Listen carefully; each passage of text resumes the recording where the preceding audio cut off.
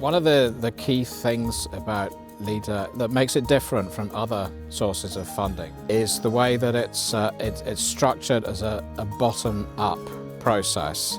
The strategic direction of the fund has been developed right from the start at a local level based on local needs that we have in these islands. Fundamental to that process is really that communities themselves decide what they need and what they want and what the strategy should be to fulfil that.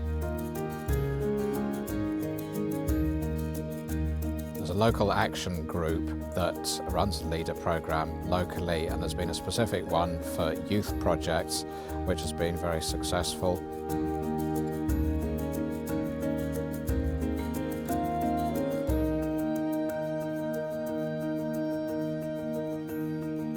We've managed to support young people into employment as well, and we've managed to sustain some employment within some fragile areas.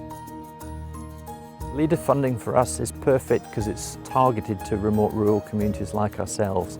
We're not competing against much larger communities in our urban areas, and we're also dealing with people that understand the extra challenges we have working in these sort of environments.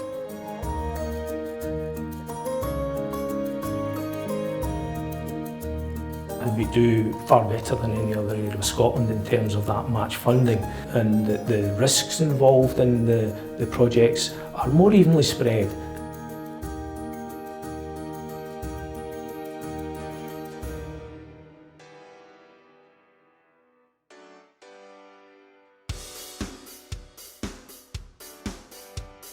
It is incredibly difficult to create new projects in the islands, and it can't be underestimated how much benefit funding like LEADER's funding delivers locally. People just don't really grasp some of those practicalities of life out here. We face particular challenges in the islands because of our geography and because of the way that local communities and the local economy are structured. There's a lot more challenges that you have living on an island in terms of logistics, in terms of your food supplies, in terms of transport, in terms of even communications.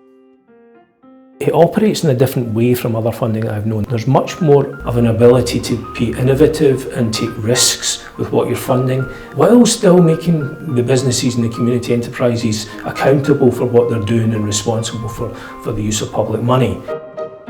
You know, it's a huge risk and a huge undertaking to start something new, and it's, you know, having that funding there really enables us to do this project.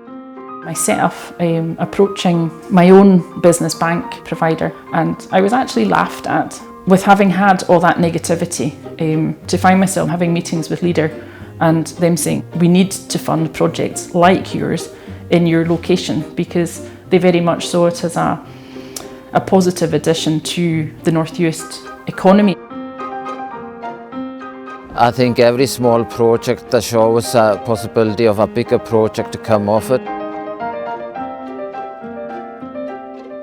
LEADER funding helps small business get off the ground. We might not all have big assets behind us, but we have good ideas.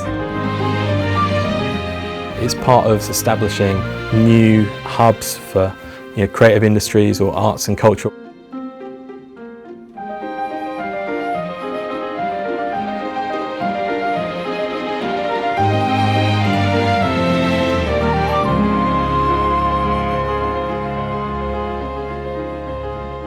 When we look around the island, we see so many projects that have contributed hugely to the islands and have had LEADER funding involved. It just creates such good opportunities for local groups to start projects which help people in the community.